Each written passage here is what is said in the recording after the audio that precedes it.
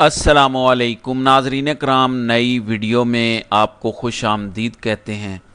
Company نے ایک بار پھر عمران خان کو انڈائریکٹ پیغام بھیجا ہے۔ وہ پیغام کیا ہے اور کس طرح سارے معاملات درست ہو سکتے ہیں، میں آپ کو وہ پیغام سناتا ہوں، لیکن اس سے پہلے آپ کو بتانا چاہتا ہوں ایک زبردست کالم لکھا ہے صحافی محمد حنیف نے BBC اردو میں۔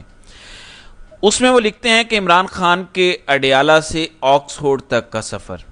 حوالہ دیتے ہیں کہ زندگی میں انگریزی کی جو پہلی ضخیم کتاب پڑھی تھی اس کا نام تھا دی گریٹ اسکیپ۔ اس میں ان قیدیوں کی کہانیاں تھیں جو دنیا کی محفوظ ترین جیلوں سے فرار ہونے میں کامیاب ہوئے۔ کوئی جیل کے گارڈ کا بھیس بدل کر بھاگا، کسی نے اپنے آپ کو دھوبی کی وین میں چھپایا، ایک ذہین قیدی بستر کی چادر سے ہینگ گلائیڈر بنا کر جیل کی فصیل پر سے پرواز کر گیا۔ لیکن زیادہ تر کہانیوں میں قیدی سال ہر سال تک خاموشی سے ایک سرنگ کھودتے ہیں، اکثر پکڑے جاتے ہیں، لیکن کچھ خود خوش قسمت اپنی آزادی پا لیتے ہیں۔ جو پکڑے جاتے ہیں وہ جیل واپس آتے ہیں اور ایک اور سرنگ کھودنے کی تیاری شروع کر دیتے ہیں۔ یعنی کہانی کا سبق یہ ہے کہ اگر قیدی کا جذبہ سچا ہو تو دنیا کی کوئی جیل اسے فرار ہونے سے روک نہیں سکتی۔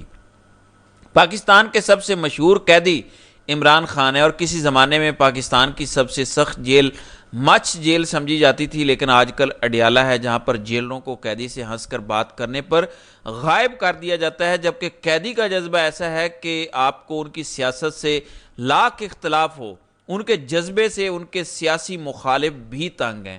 جس طرح عمران خان نے پاکستان کی سیاست میں نئے انداز متعارف کرائے ہیں، اسی طرح انہوں نے اڈیالہ جیل سے فرار کا انوکھا منصوبہ سوچا ہے کہ وہ آکسفورڈ یونیورسٹی کے چانسلر کا الیکشن لڑیں گے۔ سچی بات یہ ہے کہ عمران خان کے الیکشن میں اترنے سے پہلے نہ پاکستانیوں کو اور نہ ہی زیادہ تر انگلستانیوں کو علم تھا کہ آکسفورڈ کے چانسلر کا کوئی الیکشن بھی ہوتا ہے۔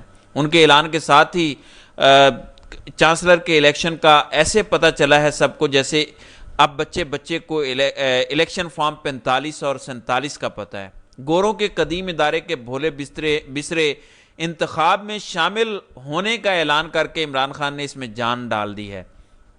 منصوبہ یہ نہیں کہ عمران خان جیل سے سرنگ کھودنا شروع کریں گے اور ایک دن آکسفورڈ کے چانسلر کے دفتر میں نمودار ہوں گے، وہ رہیں گے جیل میں ہی، اور جیسا کہ ان کے جان نثار سمجھتے ہیں جیل میں رہتے ہوئے محفوظ سے محفوظ تر، مقبول سے مقبول تر ہوتے جائیں گے۔ لیکن چانسلر کا الیکشن لڑنے سے ان کا نام مغربی دارالحکومتوں میں ایک بار پھر گونجے گا۔ وہ پہلے فرار ہونے والے قیدیوں کا انجام دیکھ چکے ہیں۔ سیاستدانوں میں فرار ہونے کا سب سے زیادہ تجربہ نواز شریف رکھتے ہیں، اٹک قلعے سے فرار ہو چکے ہیں، کوٹ لکھپت سے فرار ہو چکے ہیں، لیکن اتنی مرتبہ فرار ہونے کے بعد بھی وہ اپنے گھر جاتی عمرہ میں اپنے آپ کو ایک قیدی سمجھتے ہیں۔ اب فرار ہوں گے تو کہاں ہوں گے؟ دوسری طرف عمران خان اپنی سرنگ کھود رہے ہیں اور کوئی جیلر روک بھی نہیں سکتا۔ جو بھی سیاستدان پاکستان کی کسی جیل سے فرار ہونا چاہتا ہے اس کی سرنگ کا رستہ GHQ سے ہو کر گزرتا ہے۔ عمران خان خود اپنا رستہ بنانے پر مصر ہیں، یہ سب سے امپورٹنٹ چیز ہے۔ تو یہ BBC کا کالم ہے اور بڑا زبردست طریقے سے اس میں احاطہ کیا گیا ہے کہ عمران خان کی سوچ کیا ہے کہ وہ GHQ کے رستے جیل سے باہر نہیں آئیں گے، وہ اپنے بل بوتے پر جیل سے باہر آئیں گے۔ اس کے لیے انہیں جو کچھ کرنا پڑا وہ کریں گے، لیکن اپنے بل بوتے پر عمران خان جیل سے انشاءاللہ جلد باہر آئیں گے۔ یہ ایک زبردست تحریر ہے جو میں نے سوچا کہ آپ کے ساتھ شیئر کر دوں۔ اب آتے ہیں ایک اور چیز کی طرف، پھر آتے ہیں کہ اسٹیبلشمنٹ یا کمپنی نے جنگل کے بادشاہ نے کیا پیغام بھیجا ہے دوبارہ عمران خان کا۔ اس سے پہلے آتے ہیں قیصر بنگالی جو کمپنی کے بڑے قریبی سمجھے جاتے ہیں، اس حکومت کی کمیٹی کا حصہ بھی تھے، انہوں نے 6 دن پہلے استعفیٰ دیا ہے۔ وہ کیا کہہ رہے ہیں یہ ذرا سنیں، پھر میں آپ کو سمجھاتا ہوں کہ کمپنی ملک کو چلاتی کیسے ہے، آپ کو نیٹ شیل میں سمجھ آ جائے گا۔ جب یہ خفیہ اگریمنٹس ہوتی ہے نا تو وہاں مسئلے ہوتے ہیں۔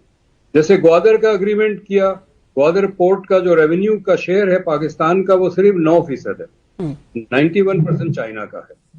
تو جب یہ اگریمنٹ انفارمیشن کے لیے آ جاتی پارلیمنٹ میں تو اس میں ظاہر ہے شور مچتا، ہم جیسے لوگ اس کو اینالائز کر کے بتاتے ہیں کہ یہ غلط ہے، یہ ہمارے فیور میں نہیں ہے اگریمنٹ۔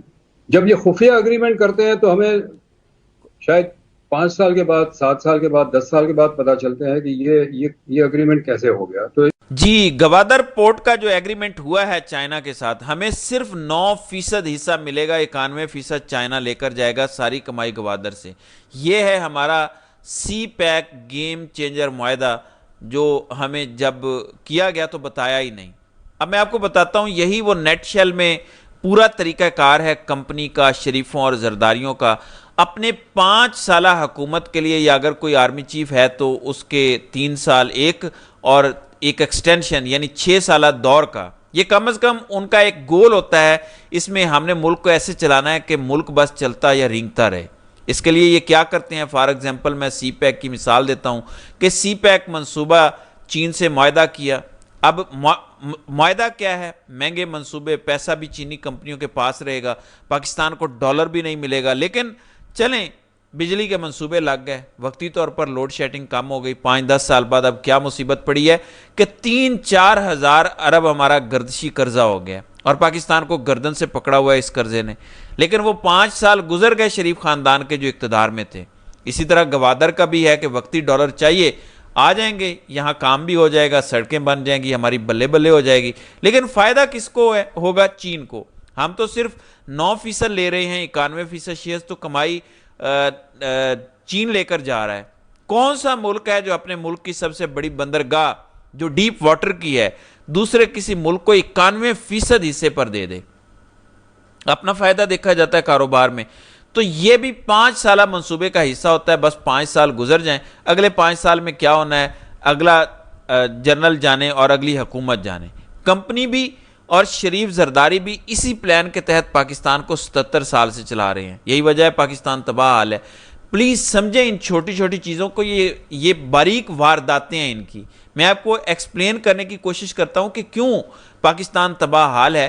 عمران خان نے لانگ ٹرم پلاننگ کی، ڈیم بنانے شروع کیے تو اسے نکال دیا گیا کہ بھائی یہ کیا کر رہے ہو، ہمارے کھابے ختم ہو جائیں گے، ڈیموں سے بجلی بننا شروع ہو گئی تو یہ جو آئی پی پیز میں کھانچے مارتے ہیں ختم ہو جائیں گے، سستی بجلی بنے گی، سیلاب کا خطرہ کم ہوگا، اوورآل پاکستان کی بہتری ہوگی۔ تو کوئی بھی پاکستان کی بہتری کا منصوبہ ہوگا یہ اسے بند کروا دیں گے۔ اب آپ مجھے بتائیں کیوں یہ سی پیک پہ اتنے انٹرسٹڈ نہیں رہے؟ کیونکہ بلوچستان کو کیوں یہ سیکیورٹی نہیں دے رہے بلوچستان میں؟ کیونکہ جو انہیں وقتی ڈالر چاہیے تھے 2013 سے 18 تک، تو جو وقتی ڈالر چاہیے تھے ڈانگ ٹپا پالیسی کے لیے وہ مل گئے، وقتی پیسہ مل گیا، سڑکیں بن گئی، بجلی کے منصوبے لگ گئے۔ اب گوادر سے تو زیادہ چین نے کمانا ہے، اس لیے ٹھنڈ پروگرام ہے۔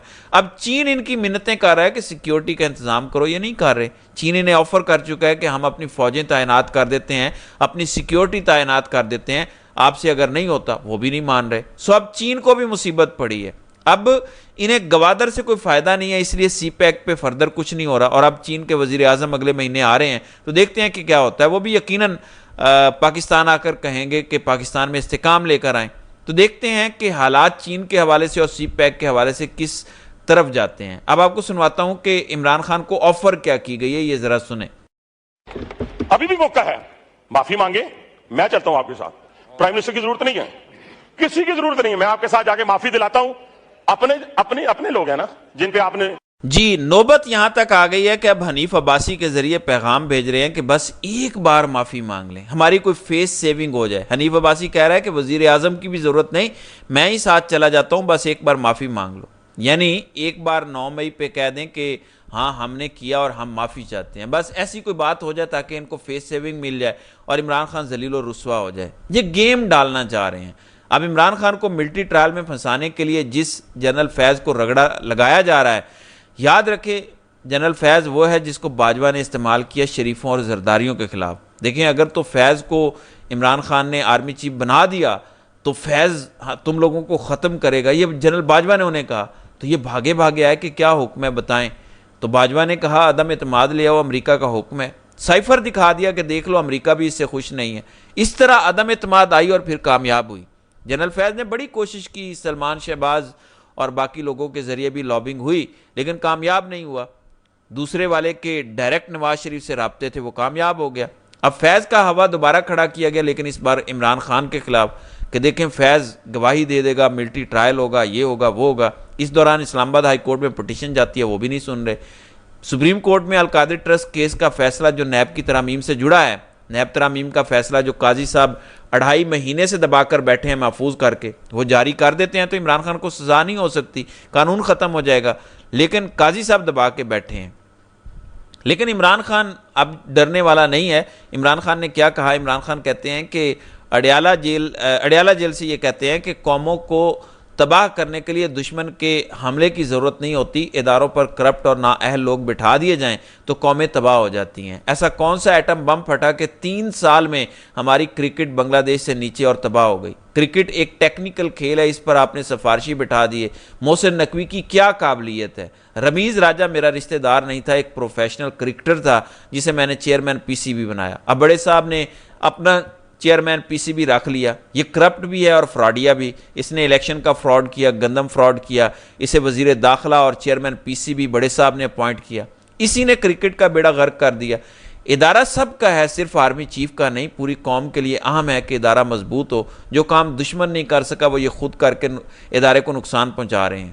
تو پھر عمران خان نے کہا کہ چیف جسٹس نے 2.5 ماہ سے نیب ترامیم اپیل کا فیصلہ محفوظ کر رکھا ہے. انتظار کیا جا رہا ہے کہ مجھے 190 ملین پاؤنڈ ریفرنس میں سزا ہو تو وہ فیصلہ سنائے، تب ترامیم کا فیصلہ آ جائے گا.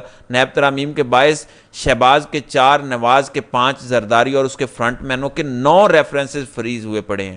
نیب نے القادر یونیورسٹی کی ڈونیشن بند کر دی ہے تاکہ یونیورسٹی بند ہو جائے. اگر القادر یونیورسٹی بند ہو گئی تو میرا کوئی نقصان نہیں ہوگا. اگر شوکت خانم ہسپتال بند ہو گیا تو مریضوں کو 10 گنا زائد خرچ کر کے باہر سے علاج کروانا پڑے گا. تو یہ اس وقت صورتحال بنی ہوئی ہے. پاکستان میں ایک کرپٹ مافیا اوپر بیٹھا ہے جو ملک کو نوچ نوچ کے کھا رہا ہے. تو ناظرین کرام، آپ کی اس ویڈیو کے حوالے سے کیا رائے ہے؟ آپ اپنی رائے کا اظہار کامنٹ سیکشن میں ضرور کیجیے گا.